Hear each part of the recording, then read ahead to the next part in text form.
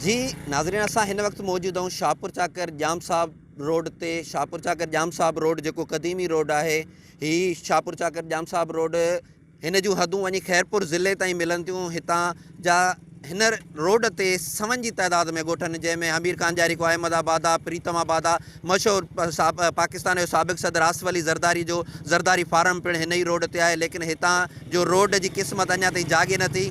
हितां जा रहवासी परेशान आहिनि। अॼु असां हिन रोड ते बीठा आहियूं ऐं असां हितां जे इलाइक़े वासियुनि खां पुछंदासीं त हुननि खे कहिड़ी तकलीफ़ आहे, हीअ रोड न ठहण जा वजूहात छा आहिनि। जाम साहब लिंक रोड आहे, ही ठहियो ई कोन्हे को 5 सालनि खां। ॾिसो पिया रोड जी हालत, अधु रोड ठहियो आहे, अधु ठहियो ई न आहे।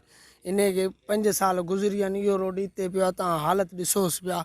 गुज़ारिश आहे त इहो रोड ठारायो ऐं सभिनि जो सुख कयो। इस्लामाबाद और जाम साहब की तरफ जा रहा है। यहाँ पर कारोबार भी है, हर चीज़ है, लेकिन यहाँ पर है ना रोड कोई बनाने के लिए तैयार नहीं है।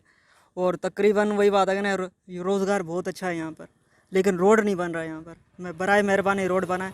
इनके तकरीबन जो आहे 5 साल थी विया आहिनि। मुसलसिल हिते कई नुमाइंदा आया आहिनि, कई जेको आहे असर रुसुख वारा पार्टियुनि जा जेको आहे, पर हिन रोड जो केर बि माना केयर कोन पियो करे केर। ऐं उन खां पोइ हिन जो 2 चकर ठीको बि थियो आहे, पर ठेकेदार ठीको खाई आहिनि ऐं उहे रुगो कागज़नि में जेको आहे हुननि लिखत ॾिनी आहे त इहो ओके आहे। ऐं हिन वक़्तु हिन रोड जी सूरत हाल असां सभिनी जे साम्हूं आहे। मोटरसाइकिल ते उहे पंचर को किरिया पिया आहिनि, को कीअं।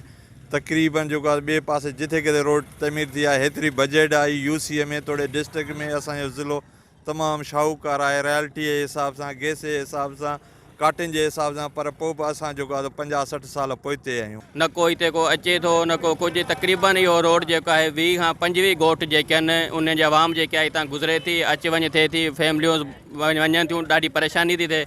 ऐं असांखे छा इन रोड जो हक़ कोन्हे को? असांखे कहिड़ी अवां फैसिलिटी ॾिनी आहे?